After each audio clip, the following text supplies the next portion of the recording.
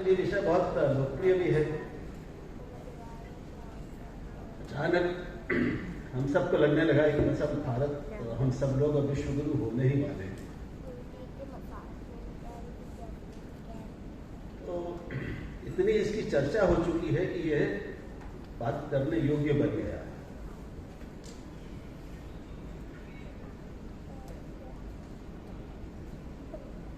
इसमें मैं जरा विषय पढ़ के थोड़ा संशय में पड़ गया कि भारत विश्व गुरु तो ठीक है, एक विचार के रूप में हम जानते हैं, इससे सुपरिचित है।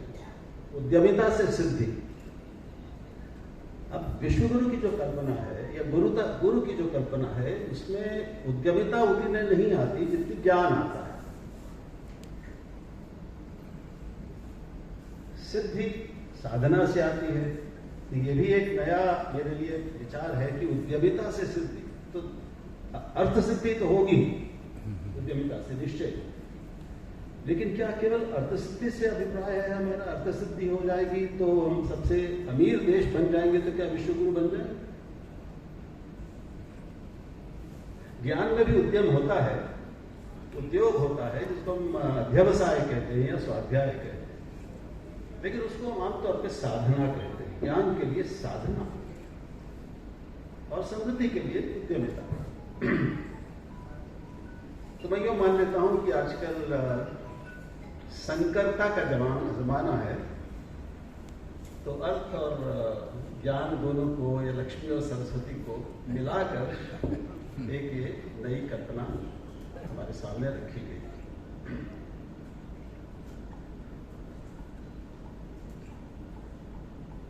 मैं कोशिश करूंगा कि कम ही समय में सूत्रों में आपके सामने बात रखूं। हालांकि विषय थोड़ा बड़ा है, इस पर विस्तार की जरूरत है। तो गुरु, ये गुरुता जिसको हम कहते हैं, एक पहला कड़ा सवाल आपके सामने रख रहा हूं, और आयोजक मुझे क्षमा करेंगे, शायद उनकी मुझसे अपेक्षा कुछ और की रही होगी। अगर उनकी अपेक्षा भंग हो तो मुझे क्षमा करेंगे। क्या कोई गुरु खुद ये कहता है कि मैं गुरु हूं, आओ मुझे पूछो?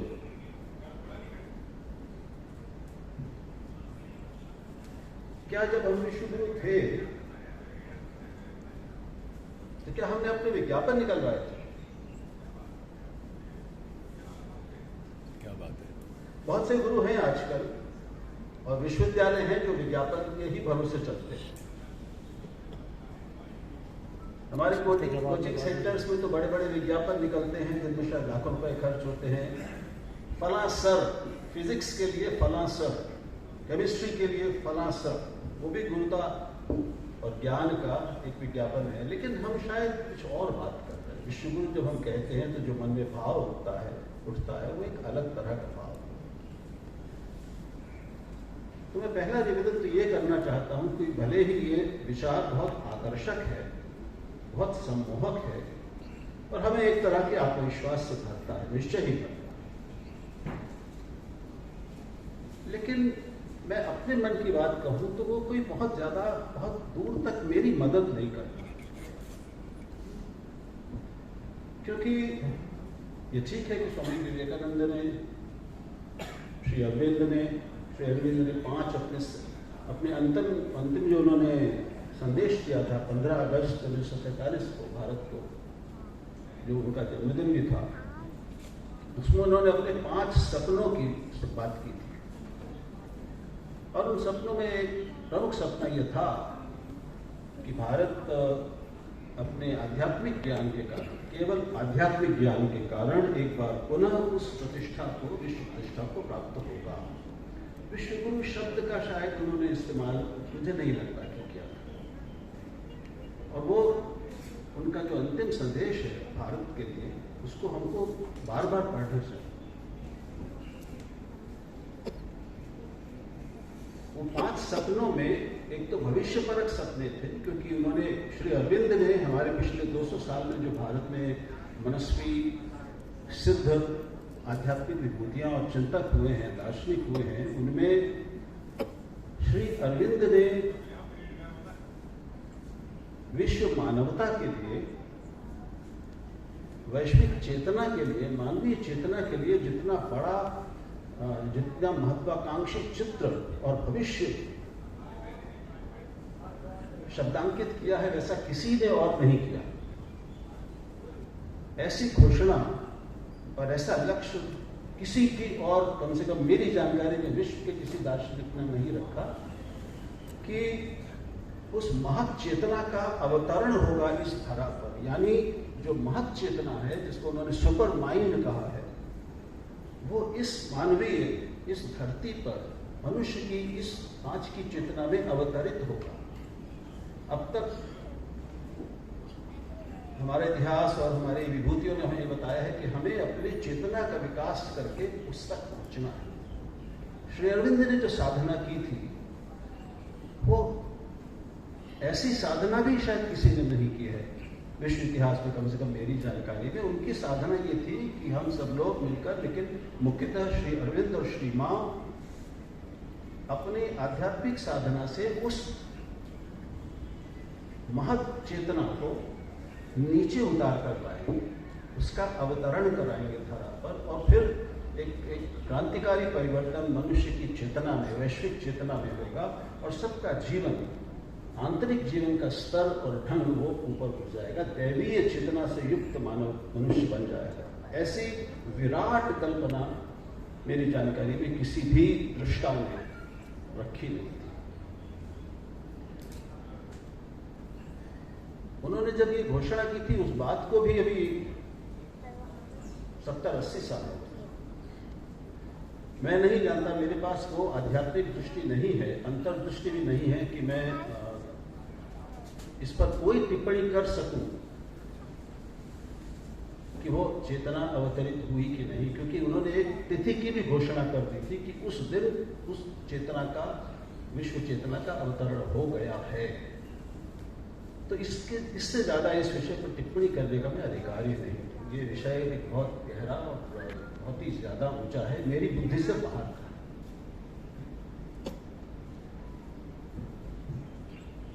तो इन स्वप्नों को हम ध्यान सामने रखें, और हम स्वामी विवेकानंद पर, श्री अरविंद पर, और भी बहुत सारे लोगों ने, और ये जो बहुत सुंदर पुस्तक अभी हम लोगों को यहाँ दी गई है, भारत क्या है, उसमें विश्व के कुछ महानतम वैज्ञानिकों, चिंतकों, बड़े विभूतियों के भारत के बारे में विचार अंकित हैं, और ये सचमुच एक इसका पन्ना पढ़ने योग्य है। तो 1-2 पन्ने ही देख पाया।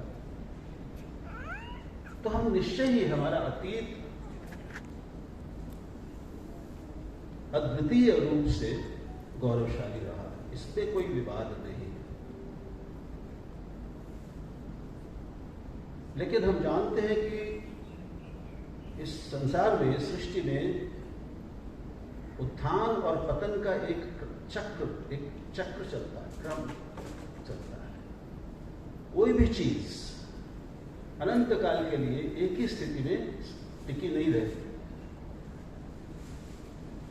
तो वो भारत, हमारा भारत, जो कभी हम पढ़ते और सुनते हैं कि वो उच्चतम अवस्था में था, श्रेष्ठतम देश था, हम जानते नहीं, हम सुनते हैं, क्योंकि उस समय दुनिया भी काफी छोटी थी। दुनिया तो इतनी बड़ी थी, आकार, उसका क्षेत्रफल वगैरह, लेकिन एक दूसरे के बारे में जानते हुए, जिसको हम जो हमारी दुनिया बनती है आज, जितनी बड़ी दुनिया है, उस समय नहीं थी, हमको मालूम ही नहीं था। देशों को एक दूसरे के अस्तित्व के बारे में ही नहीं मालूम था, बहुत कुछ। तो हम आर्थिक, यानी लौकिक और अलौकिक, पार्थिव और आध्यात्मिक, ज्ञानात्मक और पदार्थात्मक, अगर हम कहें सांसारिक, इन सभी दृष्टियों से हम उत्थान के उत्कर्ष पर पहुंचे होंगे, इसमें मुझे कोई संदेह नहीं है। हमें से किसी को भी कोई संदेह करने की जरूरत नहीं। लेकिन जैसा अगर हम ईश्वर में मानते हैं, तो ईश्वर ने ही ऐसी प्रकृति बनाई है कि कुछ भी अनंत काल तक एक जैसा नहीं रहता, तो फिर पतन भी हुआ।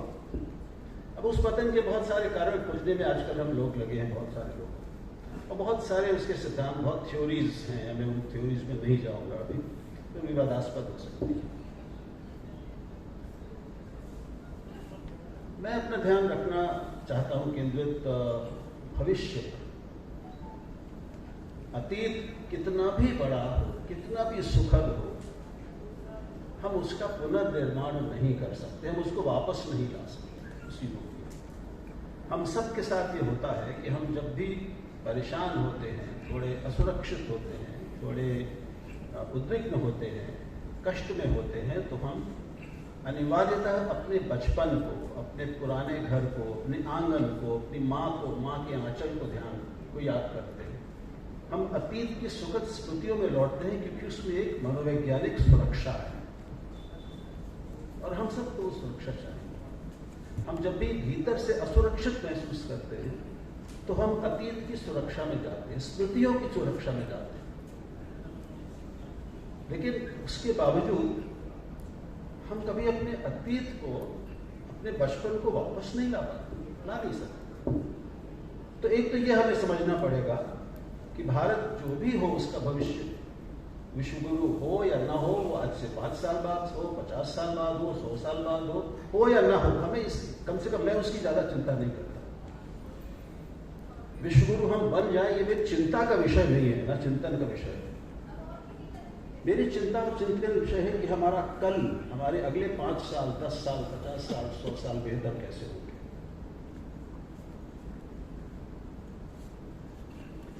अब ये मैं जानता हूं कि मैं कुछ भी कर लूं,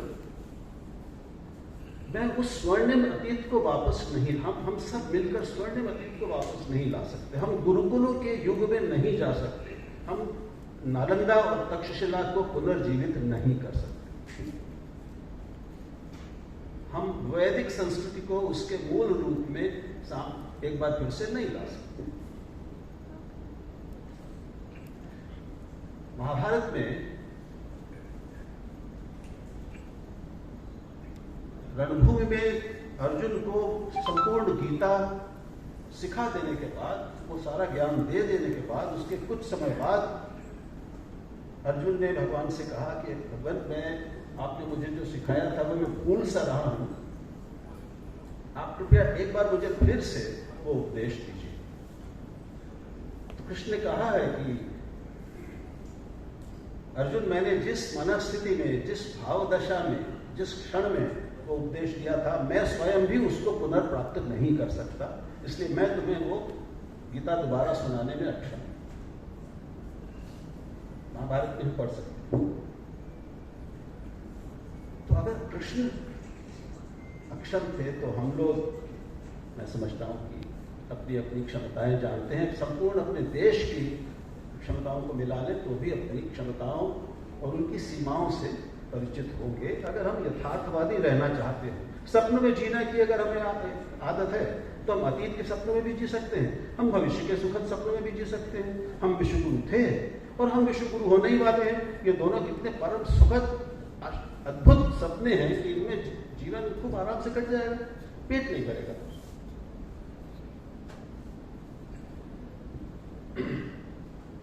हम जब विश्वगुरु थे, जो भी हमारे इतिहासकार में बताते हैं, तो हम कोई संसार की सबसे बड़ी सैनिक शक्ति तो नहीं थे। आर्थिक शक्ति रहे होंगे कि न होते तो हमसे या तो व्यापार करने या हमें लूटने, इन दो ही कारणों से जो लोग आते थे वो नहीं आते, हम पर आक्रमण नहीं हुए होते। तो भारत की समृद्धि तो लिखी हुई है। हम जानते हैं कि सन 1300 तक, 1400 तक, उसके बाद 1500-1600 तक भी भारत का विश्व व्यापार के हिस्सा 30%, 25%, 20% तक रहा है, जो आज लगभग 1 या 2%। तो मैं निवेदन ये करना चाहता हूं सबसे कि हम विश्वगुरु कैसे बनेंगे, इसकी चिंता थोड़ा छोड़ के अगले 50 साल हम आज की हमारी जो समस्याएं हैं, जो बहुत गंभीर समस्याएं हैं, उनसे कैसे निपटेंगे। हम एक ज्यादा संगठित एकीकृत देश कैसे बनेंगे, सारे नागरिक एक कैसे महसूस करेंगे, एक परिवार का, एक देश का, एक ही भावना से प्रेरित अपने को अनुभव कब करेंगे, एक ही घर के हिस्से कब महसूस करेंगे, कब हम अपने अपने आंतरिक छोटे या बड़े विभाजनों को छोड़कर एक साथ मिलकर एक राष्ट्रीय चरित्र से युक्त होकर देश को आगे और अपने आप को और देश को, समूह को, अपने समुदाय को आगे ले जाने के लिए पुरुषार्थ करने में लगेंगे, जुटेंगे। कब हम, अब हम विश्व गुरु की बात बार बार लौटना पड़ता है उस पर। तो अभी तो पिछले 200 साल से, या लगभग मैं कहूँगा 300 साल से, तो हम कम से कम लौकिक ज्ञान और विज्ञान के शुद्ध आयातक बने हुए, है ना। एक समय था जब ज्ञान का वैश्वीकरण और ज्ञान का प्रथम निर्यात भारत में किया था। ज्ञान के वैश्वीकरण की जो पहली लहर थी वो भारत से निकली थी। सही है, बिल्कुल।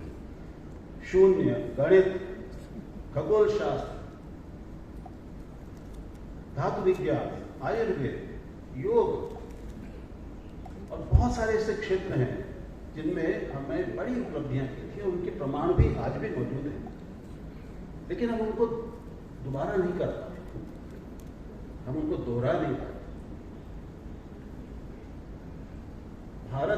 भारत विद्या पर, भारत विद्या के जो सबसे बड़े सम्मानित आचार्य विद्वान माने जाते हैं, उनमें से एक है भारत रत्न महामहोपाध्याय डॉक्टर काणे।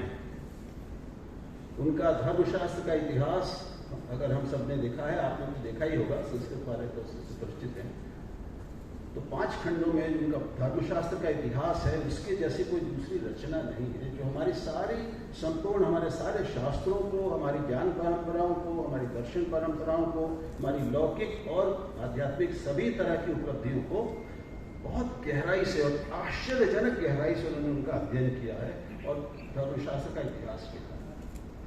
उसका जो अंतिम अध्याय है, उपसंहार, वो बहुत रोचक है और पढ़ने योग्य है हमसे। उसमें उन्होंने कहा है कि अपनी सारी जबरदस्त ज्ञानात्मक उपलब्धियों के बावजूद, अपनी इन आध्यात्मिक ऊंचाइयों के बावजूद, ऐसे अद्भुत ग्रंथों का निर्माण करने के बावजूद क्या हुआ कि पिछले 150-2,000 सालों से भारत में जैसे ज्ञान निर्माण की जरूरत थी भारत को, वो रुक गया।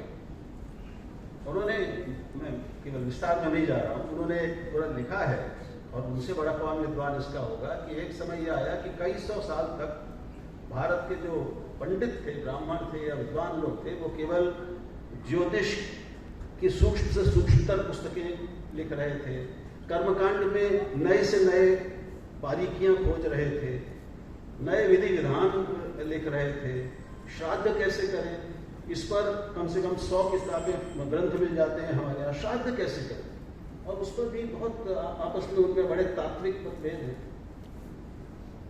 उन्होंने कहा कि भारत की उस समय की ऊर्जा और प्रज्ञा ऐसे विषयों पर लग रही थी जबकि भारत को एक दूसरे तरह के ज्ञान की जरूरत थी।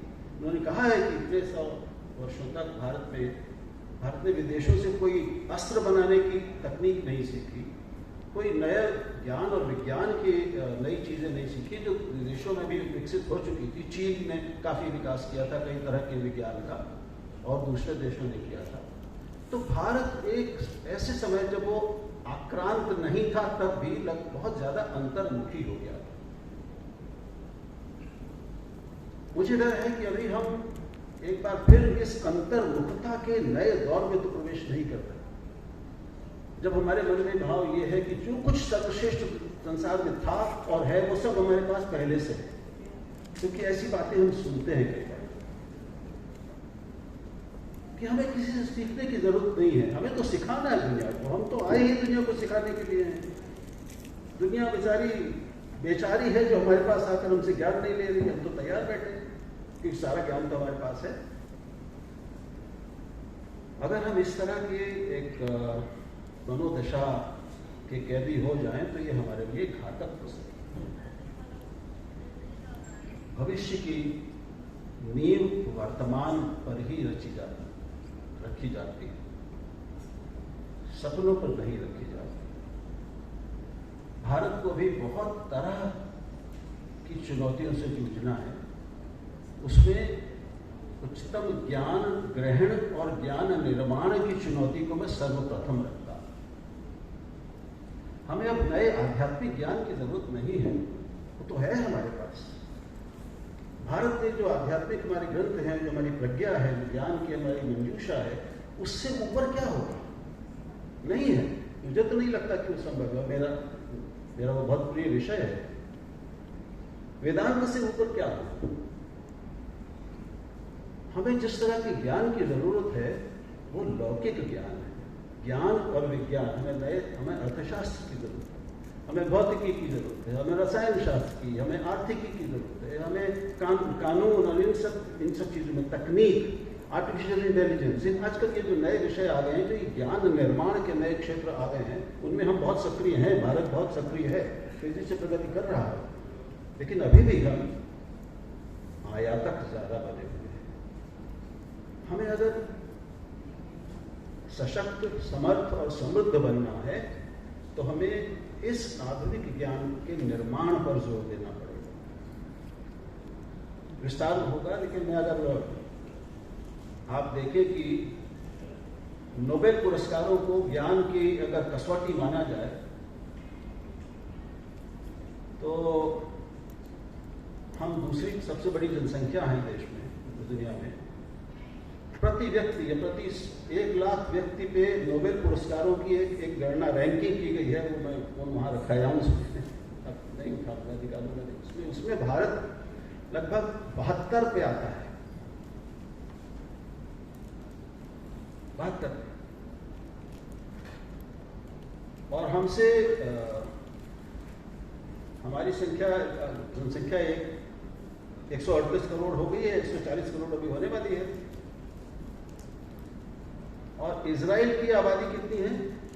90 लाख करीब, 1 करोड़ भी नहीं। वो हमसे ज्यादा, वो हमारे साथ ही एक देश बना। हम तो देश बहुत पहले से थे, कई हजार साल से राष्ट्र थे, लेकिन इजराइल का तो अस्तित्व ही नहीं था। वो हमसे 1 साल बाद अस्तित्व में आया, 48। उतने वर्षों में उसने अपनी 2000 साल पुरानी मृत घोषित हो चुकी भाषा हिब्रू के आधार पर पूरे देश का ढांचा खड़ा किया, और इतने सालों में उसने हमसे ज्यादा नोबेल पुरस्कार जीत लिए ज्ञान और विज्ञान में। तो स्पष्ट है कि हमारा ध्यान किन चीजों पे होना चाहिए। भारत को अगर, मैं फिर विश्व गुरु कहने में मुझे भीतर से संकोच होता, नहीं, ये नहीं कहना चाहता, क्योंकि ये छलावा है। लेकिन हमें अगर आगे बढ़ना है, बेहतर बनना है, और अपनी विश्व के मंच पर अपनी जो नियति है उसको प्राप्त करना है, वो जो भी नियति है, तो फिर उसका एक ही रास्ता है, न पैसा, न टैंक, शिक्षा और ज्ञान। ये ज्ञान का युग है, और जितना ज्यादा ध्यान, संसाधन, वरीयता हम ज्ञान को बढ़ाने में, गहरा करने में, फैलाने में, सब लोगों को उपलब्ध कराने में लगाएंगे, उतनी जल्दी वो भविष्य उपलब्ध होगा जो हमारे सपनों का भविष्य है। लेकिन स्थिति क्या है? अंतिम बात, मुझे जानने वाले जानते हैं कि पिछले कई वर्षों से, करीब 2-2.5 दशक से, 20-25 साल से मैं भारतीय भाषाओं को बचाने के लिए चीख रहा हूँ, चिल्ला रहा हूँ, सबको पकड़ के कह रहा हूँ कि भैया सुन लो, भाषाएं, हमारी सारी भाषाएं संकट में हैं, बहुत गहरे संकट में हैं। इस मुकाबले में ना रही है कि ये 60 करोड़ 70 करोड़ की हिंदी भी अजर अमर रहेगी। हमारे पास सिर्फ 2 पीढ़ियों का समय है भारत के पास अपनी सारी भारतीय भाषाओं को बचाने के लिए। और जो भी भारत आपके, हमारे अतीत के सपनों में था, भारत की सारी महानता, उसकी श्रेष्ठता, उसका ज्ञान, उसका विश्व गुरुत्व, वो अंग्रेजी में नहीं, हमारी इन भारतीय भाषाओं में निहित था और है। हमने इनके माध्यम से अर्जित किया था, जिनमें संस्कृत प्रमुख थी। आज ये सारी भारतीय भाषाएं पहले ही 2ym दर्जे की हो चुकी हैं, शिक्षा का माध्यम नहीं रही है, शिक्षा के माध्यम के रूप में खदेड़ी जा रही हैं, प्राथमिक विद्यालयों से लेकर विश्वविद्यालयों तक। तो मेरी तो समझ में नहीं आता कि एक ऐसा भारत जो अभी 40-50 साल बाद खड़ा हो जाएगा हमारे सामने, जिसमें सारे भारतीय सिर्फ अंग्रेजी ही पढ़ेंगे, लिखेंगे, बोलेंगे, तो वो कैसा भारत होगा, वो कैसा विश्व गुरु होगा? भारत की गुरुता, भारत की श्रेष्ठता, उसका भारतीयत्व तो उसकी इन भाषाओं में निहित है, जो 6-7 हजार साल से इस ज्ञान को हम तक लेकर आई हैं, जिन्होंने हमें बनाया है। आज वो सारा ज्ञान 2 पीढ़ियों के भीतर बिल्कुल लुप्त होने वाला है। लुप्त प्राय तो हो ही चुका है, क्योंकि हम जानते हैं कि यहाँ पे जितने भी लोग बैठे हैं, इनमें से एक के भी बच्चे किसी भारतीय भाषा माध्यम में नहीं पढ़ रहे। सच है ना? हम सबके बच्चे उसमें शामिल हैं। जब हमारे बच्चों के बच्चे होंगे तो वो किस भाषा माध्यम में पढ़ेंगे? हमारे बच्चों के बच्चों की प्रथम भाषा कोई भी भारतीय भाषा होगी क्या? तो अगर हमारी दूसरी पीढ़ी, हमारे बच्चों के बच्चों के आते आते हमें ये सामने खड़ा दिख रहा है कि कोई भी भारतीय न तो रामचरितमानस पढ़ पाएगा, न महाभारत, न गीता, न कोई भी दूसरा ग्रंथ, न सूर, न कबीर, न प्रेमचंद, न अभी जितना साहित्य लिखा जा रहा है, तो फिर वो भारतीय कैसे होगा? कैसा भारतीय होगा? तो विश्वगुरु हम जिन आधारों पर बने थे और जिस संस्कृति के आधार पर हम बनने की उम्मीद लगाए हैं, सपने देख रहे हैं, वो क्या अंग्रेजी से पूरे होंगे? क्या विश्वगुरु भारत एक अंग्रेजीदा भारत होगा? तो हमारी वरीयताएं क्या हैं? हमारी दृष्टि कहां है? मुझे अंग्रेजी से कोई समस्या नहीं है। संजना शायद जानती हूं कि मैं मूलतः अंग्रेजी साहित्य का विद्यार्थी हूं। प्रथमतः अंग्रेजी का पत्रकार रहा हूं पहले 8-10 साल, तो मुझे अंग्रेजी से कोई समस्या नहीं। लेकिन मेरा खून खौलता है ये देखकर और महसूस करके कि इस अंग्रेजी और हमारे इस अंग्रेजी के प्रति मोह ने, और उस मोह में पूरी नीचे से ऊपर तक सारा भारतीय राज्य शामिल है 75 साल से, उसने उन 90% भारतीयों को जो अंग्रेजी सक्षम नहीं है, उनको 2ym दर्जे का नागरिक बनाया हुआ है पिछले 75 साल से। तो वो आज भी करेगा। तो भारत को अगर आगे बढ़ना है, उसको एक समर्थ, सशक्त, सक्षम, सुरक्षित, सुदृढ़ राष्ट्र बनना है, विश्वगुरु बने या न बने, वो अगर ये सब होगा तो अपने आप बन जाएगा। उसकी चिंता करने की जरूरत नहीं है, उसके लिए कोई पंचवर्षीय योजना बनाने की जरूरत नहीं है। लेकिन वो अगर काम होगा तो तब होगा जब भारत के किसी भी कोने में पैदा होने वाली, किसी भी भाषा क्षेत्र में पैदा होने वाली प्रतिभा को उच्चतम ज्ञान ग्रहण का और उच्चतम भविष्य निर्माण का अवसर और अधिकार अपनी भाषा में मिलेगा। ये भारत की, असली भारत की प्रगति की पहली शर्त है।